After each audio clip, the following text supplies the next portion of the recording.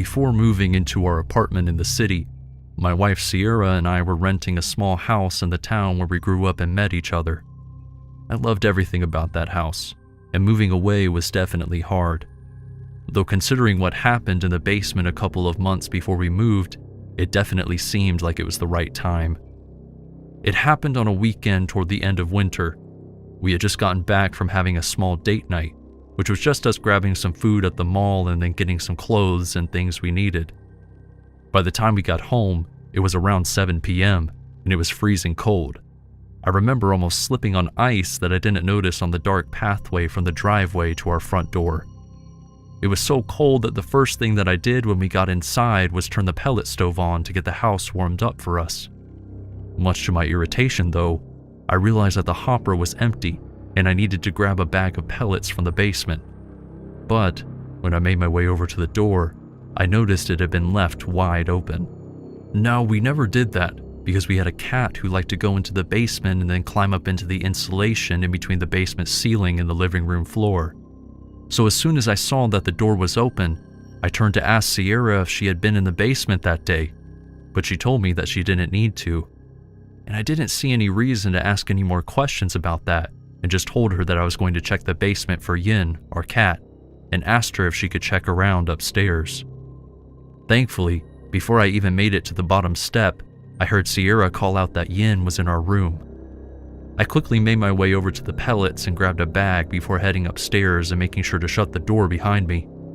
Sierra and I talked about how strange it was that the door was just left open, and what was even weirder was the fact that the cat stayed out of the basement. According to my wife, when she found her, Yin was just hiding underneath our bed for some reason. I figured that she did make her way into the basement at some point and probably just did something in the insulation that freaked her out, so I didn't make a big deal out of it. But I eventually realized that she was hiding because she had always been skittish around strangers, and she was onto something that Sierra and I knew nothing about. At least, not until after we had a little late night snack and were getting ready for bed. It was then that I was passing by the basement door to head into the bathroom when I heard the sound of something moving around in the basement. I called Sierra over to the door and put my finger to my lips to signal for her to be quiet and listen to see if she could confirm what I was hearing. And sure enough, we both heard the sound of something moving around in the basement. At first, I thought it was probably just a raccoon or something along those lines that got in somehow, so I decided to go and check it out. But when I did, I realized that I was very wrong. I opened the door to the basement slowly, and I didn't even have to step onto the first step before I could clearly see someone's leg move around the corner of the staircase and out of sight. I quickly closed the door and told Sierra to call the police as I kept my back against the door. The man in the basement must have heard me tell her to call the cops, because before she even got to the phone, the person in the basement tried to charge up the stairs and break through the door to make his escape. Keeping my whole weight on the door, I was able to contain the man in our basement until the police arrived. After that, they arrested him for breaking and entering and even managed to connect him to 2 other break-ins that occurred earlier that day. After he faced trial, we were happy to see that he was charged and sentenced to 7 years in prison, though he'll be getting out in about 2 years as far as I know. Thankfully, we are nowhere near our old town, so there's no need for Sierra or me to keep tabs. With luck, we'll never run into that person again.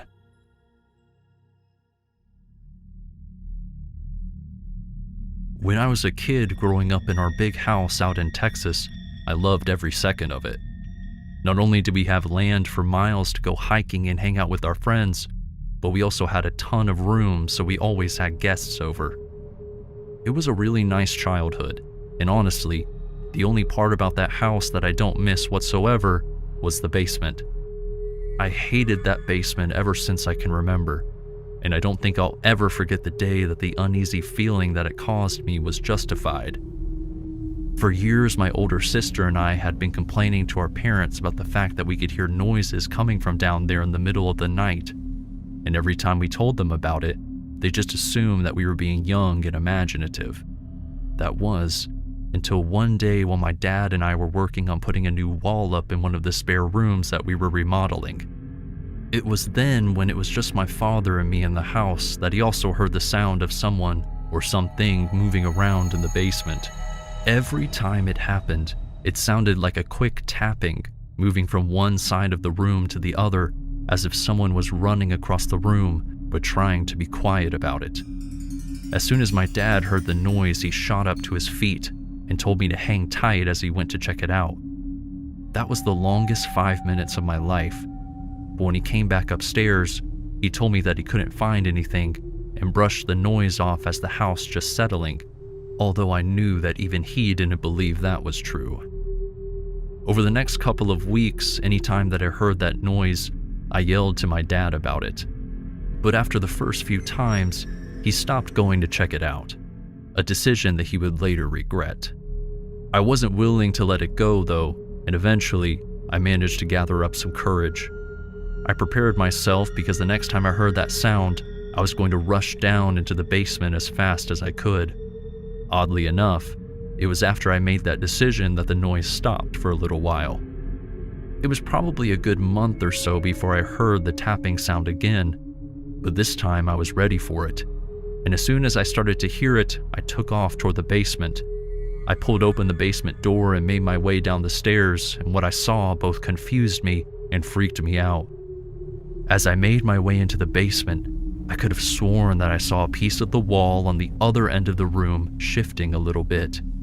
At first, I thought it was just my vision playing games with me, but as I stepped further into the room, I started to hear a sound that I hadn't heard before. Coming from the other side of the wall, it was very faint, but I could hear the subtle sound of something shuffling around.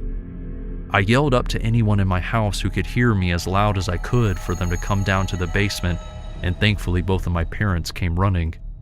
I explained to my dad what I had heard, and right away he began pressing up against the wall, and to our surprise, one of the pieces of drywall was loose.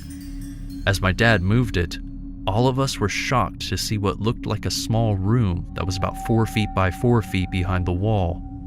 And what was even stranger was that on the other side of the small room was what looked like a tunnel that was just big enough for someone to crawl through, practically on their stomach. My dad told both me and my mom to stay in the house while he went into the backyard to see where the tunnel could have led, which turned out to be a small metal hatch behind our shed that we all had just assumed was the lid to our sewage tank. My dad opened up the hatch, and right away my mom and I could see light peeking through the tunnel. It was then that my parents realized that someone must have been sneaking into our basement for some reason. And after that, they both started looking for anything that might have gone missing.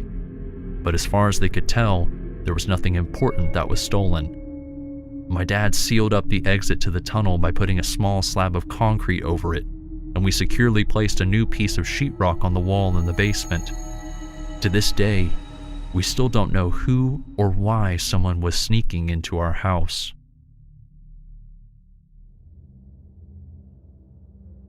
One of the best investments of my life was when I purchased a washing machine and dryer for my house so I didn't have to go down to the laundromat anymore. I mean, they turned out to literally be life-saving. When I first got them installed in my house, I had them placed in the basement because that was where the hookup happened to be. And at first, it was really annoying to go up and down the stairs with a full hamper, but I came to appreciate them being in the basement when I was throwing a load in late one night and heard something strange on the first floor above me. As I closed up the door to the washing machine, I at first thought that I had somehow broken it, because it was almost right as it clicked shut that I heard the sound of glass smashing. But after hearing the sound of footsteps above me, I realized that someone had broken into my house. Now, I lived in a relatively nice 2-bedroom house, but the neighborhood that it was in was sort of shady, so I had security cameras installed just in case something like this happened. And at first, I wondered why my phone didn't notify me about someone triggering the cameras, but that was when I realized that I was an idiot and had left my phone charging on my nightstand. I could hear the sound of someone who sounded like they were running around upstairs, almost like they were looking for me. It sounded like they were running from room to room as I quickly began looking around in my basement for a place to hide. My heart began to race as I started to hear whoever it was yelling from upstairs. I could hear them screaming out, "Where are you?" I had never been more afraid in my entire life, and I couldn't for the life of me figure out why they were there. All I knew was that I had to hide. As I continued to look around frantically for a good place to conceal myself so that the intruder wouldn't find me, I realized there was just enough space behind the washer and dryer for me to stash myself. So I quickly wedged myself as far back into the corner behind the washing machine as I could and stacked some empty boxes that were already next to the dryer over the top and sides of me. And I'm glad I did, because just as I finished getting settled, I heard the sound of the basement door being opened, followed by the intruder running down the stairs. They continued to yell as they looked around the room for me, and my heart began to race as I heard their footsteps approaching the washing machine. They stopped right at the edge of the boxes that I had used to hide and began moving them. To this day, I'm still not sure how he didn't notice me, but through a small crack in the boxes, I could see the intruder clear as day. Right away, I recognized him. It was the friend of a coworker who had gone out drinking with us a few nights before. He kept telling me how nice my car was and how appreciative he was that I was paying for all of his drinks. I guess he thought since I had saved up a little bit of money for myself that I was the perfect person to rob.